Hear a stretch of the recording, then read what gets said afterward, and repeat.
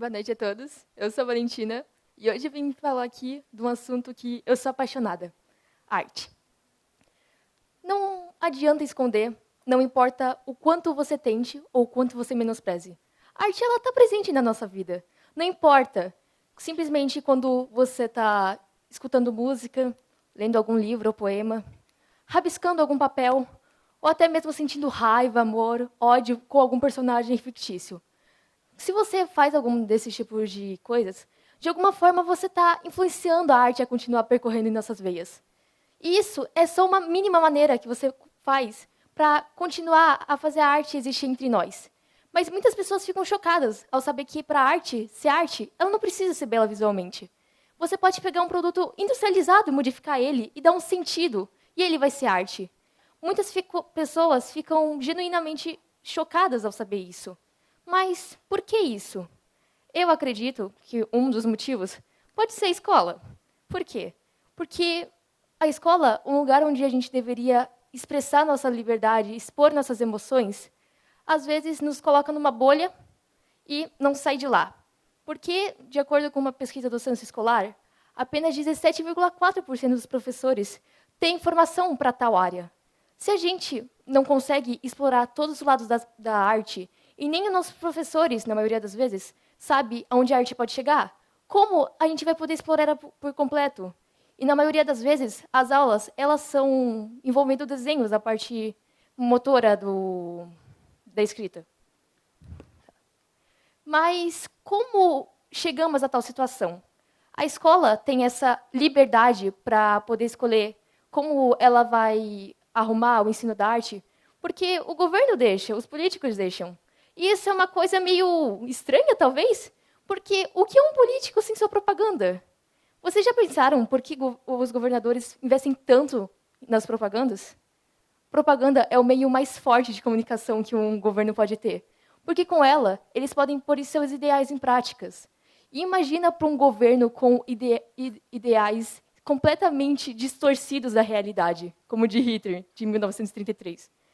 No seu livro, Mein Kampf, de 1929, ele já dizia como uma propaganda deveria funcionar. Ela devia avisar as massas, para que a pessoa menos iletrada conseguisse entender, despertando o imaginário nela.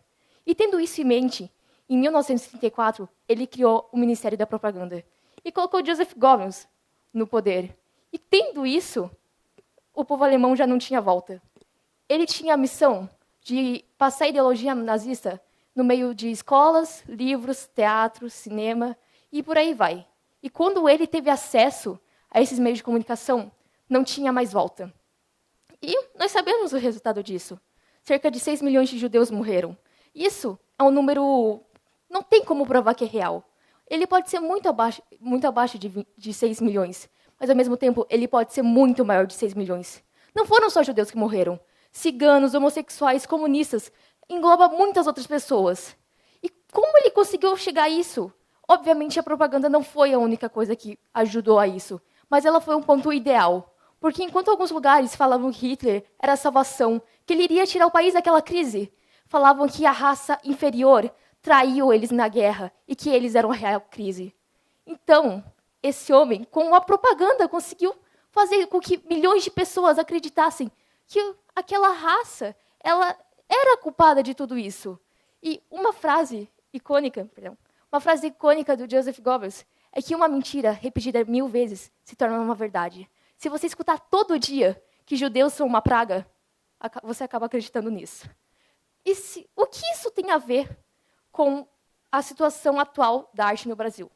Bom, acredito que, com isso, acreditamos que uma única função da arte consegue, de alguma forma, manipular o povo. Então, muitos educadores dos anos 60 viram a importância da arte e queriam, de alguma forma, influenciar isso para que ela pudesse se encaixar no campo social da educação e ajudar com o futuro do país. Então, nos anos 60, muitos educadores se juntaram para conversar. Mas, 4 anos depois, uma ditadura foi imposta, com o objetivo de tirar o comunismo do nosso país. Mas, infelizmente, a educação não espalhou, porque se eles tivessem acesso à educação e eles tivessem como impedir que os seus alunos tivessem um senso crítico, não teria quem reclamar daquela situação atual do país. Então estava tudo certo para ele. Só que uma coisa que, pelo menos eu aprendi com a professora de história, que é uma frase dela que eu amo muito, arte é uma maneira de contestar. Então os artistas fizeram o quê? Contestaram. Eles fizeram o seu papel. Então, a arte não precisava ser mais quadros, não precisava ser algo belo, não precisava mais ser uma pintura. Agora, você podia fazer performance, pichações, ou até pegar produtos industrializados, como eu disse. O que importava era o significado por trás. Um grande marco da ditadura militar foi a censura. Mas eles não se limitaram à censura. Eles começaram a usar sua criatividade para esconder significados, para poder ter suas obras lançadas. Não importava que poucas pessoas iriam descobrir o que tinha por trás daquela obra. O que importava é que ela estava ali. E uma das minhas intervenções favoritas foi de Cildo Meirelles, onde ele começou a carimbar em cédulas de reais quem matou Herzog. Mas quem foi Herzog? Herzog foi um jornalista que defendia uma coisa linda, uma coisa digna, a democracia. E ele foi fatalmente morto por militares. Se você pesquisar a imagem dele na internet, vai aparecer ele enforcado, umas imagens mais explícitas. E se essa intervenção dele não tivesse sido feita, será que eu estaria falando dele agora? Será que esse caso teria tido tanta repercussão? Esse caso entrou em justiça em 1971, se eu não me engano. Mas ele apenas foi finalizado em 2018. Com isso, podemos chegar a uma conclusão. Os artistas conseguiram, de alguma forma, mudar o rumo do país. Mas, querendo ou não, a vanguarda brasileira foi seriamente afetada. Podemos ver isso hoje em dia, podemos olhar à nossa volta. Muitos daqui podem ficar impressionados com a arte ou simplesmente desvalorizar ela. O Brasil é um país cheio de cultura, só que também é cultura desvalorizar ela. Então, por gentileza, eu peço para que sejam artistas. Vamos ser criativos, vamos questionar, vamos ser nós mesmos, vamos levar o país para frente. É isso. Obrigada.